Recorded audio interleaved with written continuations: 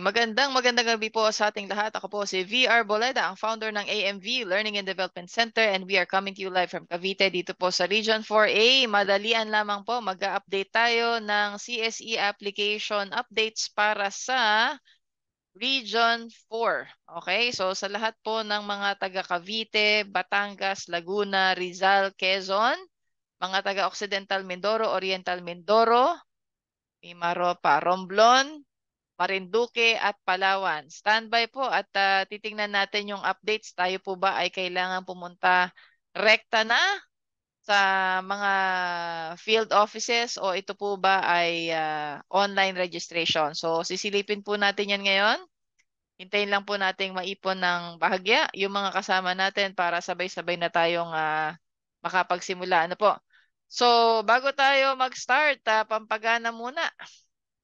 Congratulations in advance sa mga future passers, no? Sa mga nag-take ng exam noong March 3, 2024. Ayan. So, ito mga sinishare ko sa inyo, mga larawan yan at mga kumpletong pangalan ng mga passers ng AMV Learning and Development Center last year. So, katulad nila, excited na rin kayo for sure na makita ang inyong mga pangalan sa official website ng Civil Service Commission para makumpirma na kayo nga mismo ay pumasa na sa Civil Service Exam Pen and Paper Test. Makukuha nyo na ang inyong Certificate of Eligibility para sa sub-prof or prof.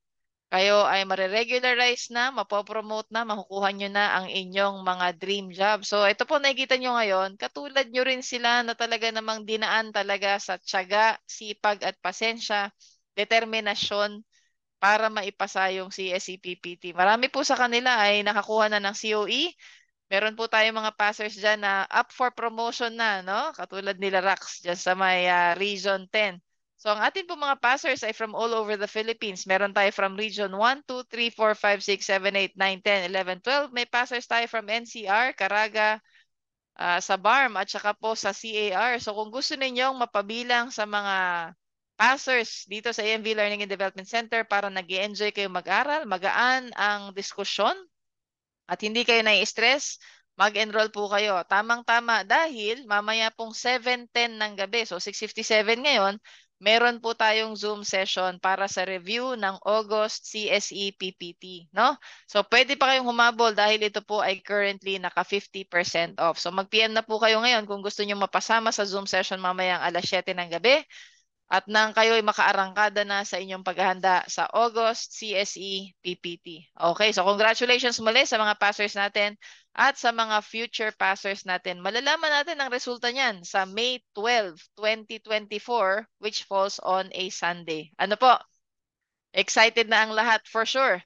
So sige, I think we have already allowed enough time dahil hindi rin ako makapagtatagal. Meron pa tayong CSE review mamayang alas 7 Gs ng gabi. So simulan na natin ang update natin para sa mga taga Cavite, Laguna, Rizal, Batangas, Quezon, at doon din po sa may Mimaropa. So let's go ahead and share our screen para masimulan na natin ang discussion natin. Ano? So, unahin po natin ngayon ang announcement. So, hindi po ito naka-order ng Calabarzon. Ano po? So, dito po sa Quezon, I think this is Quezon. Yes. For Quezon, nag-release na po sila ng announcement. Meron na pong link para sa lalawigan ng Quezon. Ito ang gagamitin natin. Let me just highlight that. Dalawa po ang binigay nilang link. Isa para sa mga gustong mag-examine sa Lucena at isa rin pong link para sa mga gusto namang kumuha ng exam sa Lukban. Ano po?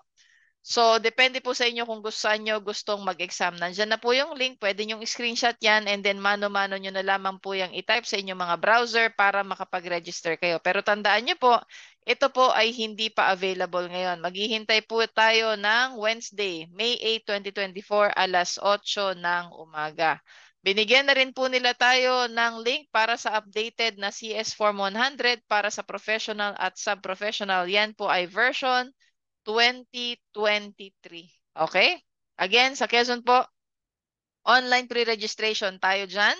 Simula ng May 8, 2024, isave nyo na po ang link kung gusto nyo sa Lucena or sa Lukban. Pagdating naman po sa Batangas, I think this is Batangas. Yes. Okay. So sa Batangas naman po ay online din po ang kanilang pre-registration. So ito po ang kanilang official announcement. Ang CSCFO Batangas ay natutuwang i-anunsyo na ang susunod na Career Service Examination Pen and Paper Test ay sa 11 ng Agosto 2024. Ang mga aplikante ay dapat hindi bababa sa 18 anyo sa araw ng pag-file. So dapat pag nag-file kayo ng May 13, dapat 18 years old na kayo noon. Ano po? Dapat ang mga aplikante ay hindi nag-take ng parehong level ng CSE kung yan man ay COMEX or PPT sa nakaraang 3 buwan bago mag-a-11. So dapat daw hindi kayo nag-take ng COMEX or ng CSE May 11 onwards. Ang mga aplikante maaaring pumili ng kanilang petsa at oras ng pagpunta sa opisina gamit ang Google pre-registration link na ipopost or ipapaskil sa CSCFO Batangas Facebook account, which is CSCFO Batangas FO, simula sa 13 ng Mayo 2024, 500 slots kada araw. Ang doble or maramihang pag-submit ay ipinagbabawal. Yun lamang mga may pre-registration ang i-accommodate or tatangkalikin. Pinapakiusapan ng lahat na pumunta sa inyong naka-schedule na petsa at oras. Pag hindi kayo pumunta, forfeited po ang inyong slot. Okay? So, meron pong online registration link. Hindi pa nila i-release ngayon. Hintayin natin yan sa... Kailan nila i-release yan? Sabi nila ay sa May 13. Okay. So, ngayon, ang filing po magkabukod dyan sa Batangas. Kapag kayo ay professional, ang option ninyo na pumunta dyan ay May 14 onwards. Pero kung sub-prof kayo, yung makikita ninyo sa online pre-registration form ay magsisimula pa ng June 4 onwards. So unahin muna nila yung filing ng professional kasi usually mas marami yung nagfa-file ng online. Hello nga pala sa mga susante ko. May nakita na akong 12 na naghihintay sa ating waiting room kasi po meron tayong Zoom session simula ng 7:10 ng gabi. Okay, punta naman tayo dito sa Cavite. Galing po ito sa official Facebook page ng Cavite. Okay, ang anunsyo nila kaugnay sa nalalapit na Civil Service Examination Pen and Paper Test na idarao sa Agosto 11, 2024. Nais po namin ipabatid sa inyo na simula 8 ng Mayo. So Wednesday po yan, ha? Ang amin pong tanggapan CSC Cavite Field Office ay maglalabas ng link online booking system para makapagtala ang mga aplikante. Mangyaring antabayanan lamang po ang ilalabas na link sa nabanggit na petsa sa ganap na ika-8 ng umaga. So, sa mga taga Cavite po, abangan ninyo ang link 8 o'clock in the morning. Pwede kayong pumunta sa kanilang official Facebook page. Pwede nyo ring abangan yan sa AMV Learning and Development Center. Sa Laguna naman, nag-announce sila na online din ang kanilang booking system. Magsisimula naman sila ng Biyernes, alas 8 ng gabi. Gabi po ha, huwag kayong maghihintay ng umaga. Alas 8 ng gabi, Biyernes, 10 ng Mayo. At ang release po ng link ay tuwing Biyernes. Ito po ang QR code. I-screenshot nyo na po yan ngayon para po nakareserba na. Pero tandaan nyo, hindi pa kayo makakapag-book dyan ngayon. Kasi po, 4 pa lang ngayon. Sa Agis pa kayo ng gabi, maaaring mag-book. So yan po ang ating update para sa Laguna. Pumunta naman tayo ngayon sa Marinduque. Sila po ay magpapa-online registration din. Pamula May 8, ano po, wala pa silang binibigay na link, pero nagbigay sila ng link para sa prof and sub-prof na CSE Form version 2023. Again, sa Marinduque po, maghihintay pa tayo ng 8 ng Mayo, online registration. Sa Oriental Mindoro po, wala pa silang anunsyo, pero sa Occidental Mindoro, nag-announce po sila na online ang kanilang registration. Ito po ang link. Ito po yan. So, screenshot nyo na po at manually punch it in on your respective browsers para po pagdating ng kailan ba kayo pwedeng mag-register? Agis pa rin po. That is a Wednesday or no, Friday. Alas 8 ng umaga hanggang maubos ang slot. So, yan po ang announcement natin para naman sa Occidental Mindoro. Dalawa po ang filing centers nila dyan ha, San Jose at Mamburao. So pagdating ng May 10, pumula alas 8 ng umaga, at kinlik nyo itong link na ito, dalawa ang makikita nyong option kung saan kayo pwedeng magsumite ng inyong mga requirements. Pwede kayong pumunta ng San Jose, pwede rin kayo sa Mamburao. Pero pagdating ng August 11, sa iisang testing center lang po kayo pupunta sa San Jose Occidental, Mindoro. Dito naman po sa Palawan, dalawa po ang option natin. Ano? Pwede kayong mag-online booking na magsisimula naman yan ng May 11, that is a Saturday, alas 9 ng umaga. Pwede kayong option 1, mag-online booking. Pwede rin naman option 2, kayo po ay mag-personally walk-in ano po, sa inyong mga LGU, HRMO. Ng LGU, local government unit sa inyong munisipyo or city hall. Hanapin niyo po ang Human Resource Management Office. Pwede niyo silang i-PM, pwede niyo silang tawagan. Tanongin niyo, kailan po at saan kami pwedeng mag-submit ng CS Form 100 ng aming mga requirements.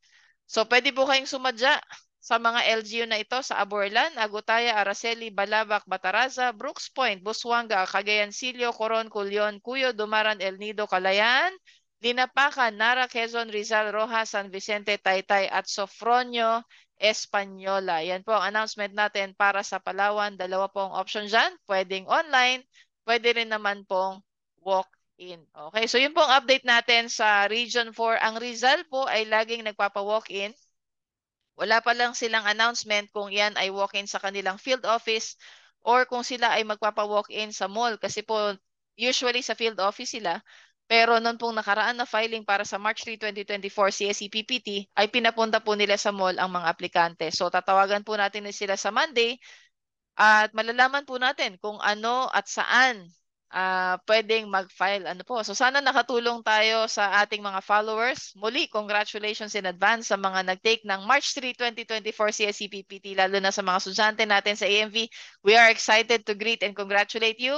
Mga estudyante namin, nag-email na kami sa inyo ha. Ipadala nyo na ang inyong mga proudest photo para magawa na namin kayo ng congratulatory poster as soon as we see your name on the official CSE website.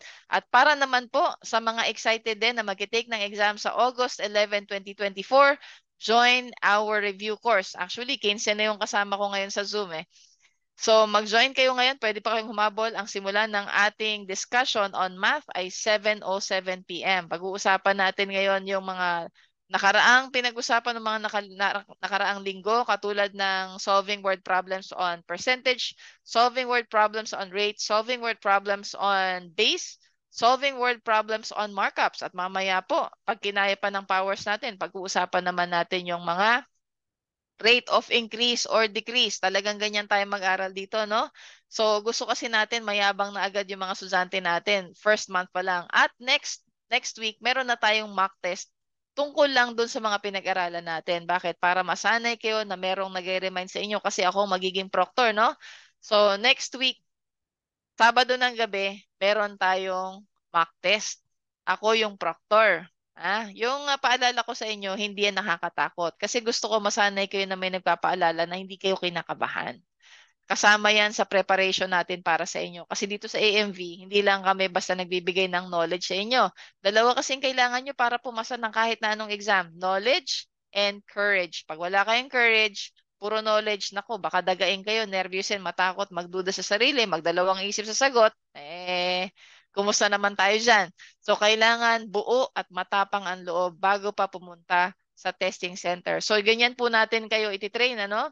Para siguradong #pasado sa Agosto. So yan, magpapaalam na po ako ngayon. Sana nakatulong tayo sa mga magte-take ng exam sa August 11. And I would like to invite you nga pala sapagkat ngayon po ay meron pa tayong mga slot para sa ating ongoing promo. Naka 50% off po yan. So meron tayong live discussions via Zoom every Saturday sa buwan ng Abril at Mayo. Pagdating ng Hunyo at Hulyo, nakalinggo po tayo gabi-gabi, every Sunday night.